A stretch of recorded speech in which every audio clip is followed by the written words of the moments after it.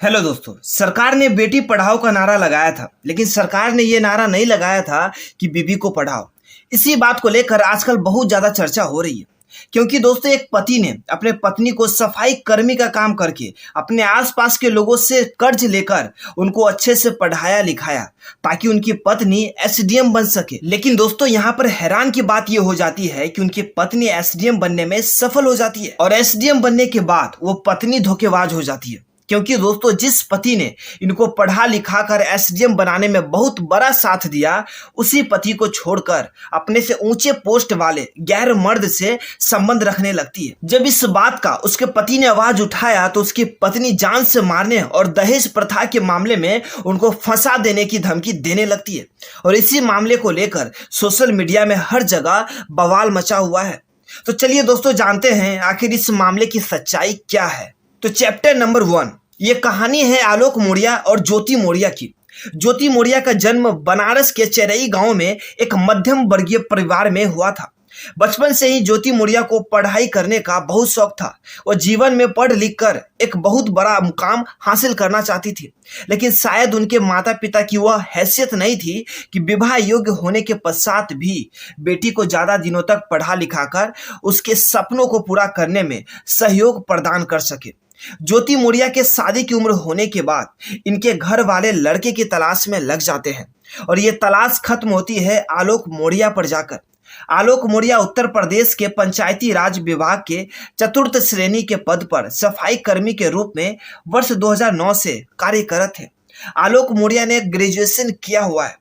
इन दोनों के परिवार वालों को यह रिश्ता मंजूर होता है और दोनों की शादी 19 नवंबर 2010 को हो जाती है। जब ज्योति मौर्य और आलोक मौर्य की शादी हो जाती है तब यह दोनों एक दूसरे को पति पत्नी के रूप में स्वीकार कर लेते हैं। शादी के कुछ ही दिन बाद आलोक मौर्य की पत्नी ज्योति मौर्य अपने पति से कहती है कि मैं पढ़ना चाहती हूँ। जैसे ही उसकी बात पति सुनता है तब वो सोचता है अगर उसके खुद के सपना पूरा नहीं हुआ तो क्या हुआ, उसकी पत्नी का सपना जरूर पूरा होना चाहिए। इसी सोच के साथ आलोक ने ज्योति को उत्तर प्रदेश पीसीएस की तैयारी करने के लिए काउंसलिंग कोचिंग प्रयागराज में दाखिल करवा देता है। आलोक अपनी पत्नी से सिर्फ एक वादा चाहते थे कि तुम जी लगाकर पढ़ाई करो, पढ़ाई में लगने वाले खर्च और घर परिवार की चिंता मत करो। एक पवित्र बंधन का ही असर और भरोसा ही था जिसकी वजह से आलोक अपने सपनों को दरकिनार कर पत्नी के सपनों के साथ लग पड़े। आलोक ने मन ही मन में ठान लिया कि वह पत्नी को ऑफिसर बनाकर ही दम लेंगे। उसके बाद आगे की जीवन नया एक दूसरे के सहारे व्यतीत करेंगे। विवाह के पश्चात ज्योति के सपनों के साथ जुड़े उनके पति ने अंतिम सफलता मिलने तक पत्नी के साथ लगे रहे। इधर ज्योति कई वर्षों तक पीसीएस की तैयारी करने में लगी रही। आलोक अपनी सैलरी का ज्यादातर पैसा पत्नी पर खर्च कर देता।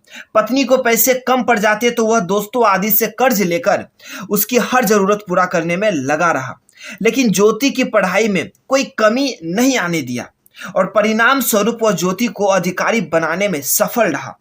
आलोक मौर्य ने अपनी इच्छाओं को गला घोटा, दोस्तों से कर्ज लिए, घर परिवार का विरोध सहा और अपनी पत्नी को एसडीएम बनाने के लिए कोई कसर नहीं छोड़ी। ज्योति ने भी पढ़ाई में खूब समय दिया, एग्जाम की तैयारी की और वर्ष 2015 में जब यूपीएससी का रिजल्ट आया तो ज्योति ने पूरे उत्तर प्रदेश में 16वीं रैंक हासिल किया, जिसमें इनके पति के साथ गांव वाले भी बहुत खुश होते हैं। अब पति को लगा कि उसकी मेहनत सफल रही, अब उसके जीवन से सारी परेशानी समाप्त हो जाएंगी। और इसी बीच आलोक मौर्य के घर और एक खुशियों का बहार आता है जब ज्योति मौर्य ने 2 जुड़वा बेटियों को एक साथ जन्म दिया। चैप्टर नंबर 2, ज्योति मौर्य के एसडीएम अधिकारी बनने के बाद इनकी पोस्टिंग अलग अलग जगहों पर हुई। इस समय तक दोनों के जीवन में सब कुछ अच्छा चल रहा था, लेकिन तभी इन दोनों के रिश्ते में एक ट्विस्ट आया कि मीडिया को बताते हुए आलोक मौर्य ने कहा वर्ष 2020 में ज्योति के जीवन में मनीष दुबे नाम के व्यक्ति की एंट्री होती है। मनीष दुबे के आने के बाद पूरा परिवार अब परेशान है। उन्होंने मीडिया को बताया कि मनीष दुबे उत्तर प्रदेश पुलिस में होम गार्ड कमांड का अपर अधिकारी है।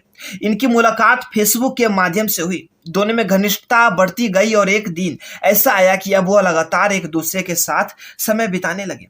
इस बात की जानकारी आलोक मौर्य को हो गया। आलोक मौर्य ने इस बात की जानकारी होते ही इसके बारे में ज्योति से पूछताछ की, लेकिन ज्योति का इस मामले में साफ कहना था कि वह एक सरकारी अधिकारी है, उसे कई लोगों के संपर्क में रहना होता है। आलोक इनकी बातों पर विश्वास कर लेता है। आलोक मौर्य प्रयागराज में नौकरी कर रहा होता है, वहीं उसकी पत्नी ज्योति मौर्य बरेली शहर में एसडीएम के पद पर तैनात थी। दोनों अपने कामों में व्यस्त रहने की वजह से दोनों एक दूसरे से कभी कभार ही मिल पाते। एक दिन आलोक को समय मिला और वह पत्नी को सरप्राइज देने के लिए उससे मिलने बरेली के लिए निकल पड़ा। वह पत्नी के सरकारी आवास में पहुंचा। वहां तैनात सुरक्षा कर्मियों को आलोक ने कहा कि वह ज्योति को उसके आने की जानकारी ना दे, वह उन्हें सरप्राइज देना चाहते हैं। इतना कहकर आलोक घर के अंदर प्रवेश कर गया, लेकिन अंदर जाने के बाद उसने जो कुछ देखा उसके बाद आलोक के होश ही उड़ गए। बताते हैं कि एक कमरे में ज्योति मौर्य और मनीष दुबे शारीरिक संबंध बना रहे थे। पहले तो दोनों के होश ही उड़ गए मुझे देखकर, लेकिन जब इस मामले पर ज्योति से बात हुई तो उसने खुलकर आलोक से कह दिया कि वह मनीष दुबे से प्यार करती है, उसके साथ शादी करना चाहती है। इतना सब हो जाने के बाद आलोक मौर्य कुछ ही क्षणों के पश्चात वहां से चला आता है। आलोक मौर्य से ज्योति ने यहां तक कह दिया था कि वह उसके लायक पति नहीं है, वह एक अधिकारी है, उसे छोटे पद के पति के साथ रहना बिल्कुल पसंद नहीं है। यहां तक कि ज्योति ने खुलकर तलाक की मांग भी कर दी। Chapter number 3। इस घटना को जानने के बाद आलोक ने ज्योति और उसके कथित प्रेमी मनीष दुबे के बारे में जानकारी एकत्र करता है। ज्योति के चैट से आश्चर्यचकित कर देने वाला दृश्य और जानकारियां प्राप्त होती हैं, जिसमें अवैध तरीके से घूस के लेन देन भी शामिल है।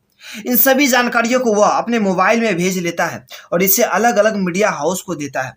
साथ ही मीडिया को उसने पूरी कहानी बताई, जिसमें उसने कहा कि पूरे समाज के लिए बहुत आवश्यक है कि लोग इस तरह के लोगों के बारे में जानें और समाज को इस कलंक से बचाएं।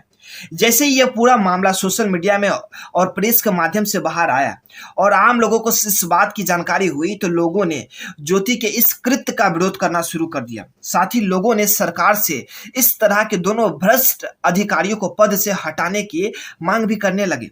आम लोगों का विरोध बढ़ता देख ज्योति मौर्य आलोक से तलाक लेने की बात कहने लगी।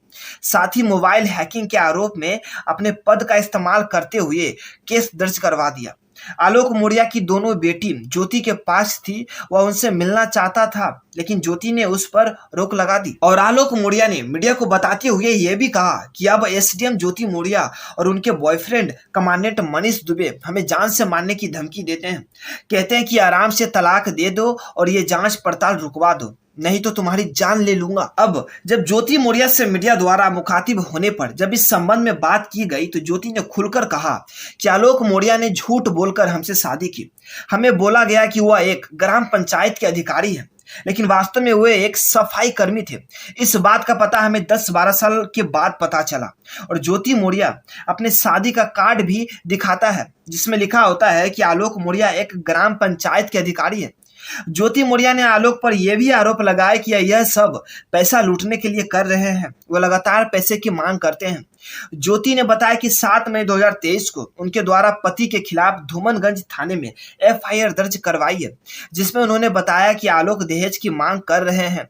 ज्योति मौर्य ने जितने भी आरोप आलोक मौर्य पर लगाए हैं और आलोक मौर्य ने भी जितने भी आरोप ज्योति मौर्य पर लगाया है, उन सभी आरोपों पर पुलिस जांच कर रही है। दोस्तों, ये सब मामला जब से सोशल मीडिया में वायरल हुआ तो बहुत सारे लोग अब अपनी पत्नियों को पढ़ाना नहीं चाह रहे हैं, और जो लोग अपनी पत्नियों को पढ़ने के लिए कोचिंग में नाम लिखवाया भी है, वो सभी लोग अब अपनी पत्नियों का नाम कोचिंग से कटवा रहे हैं।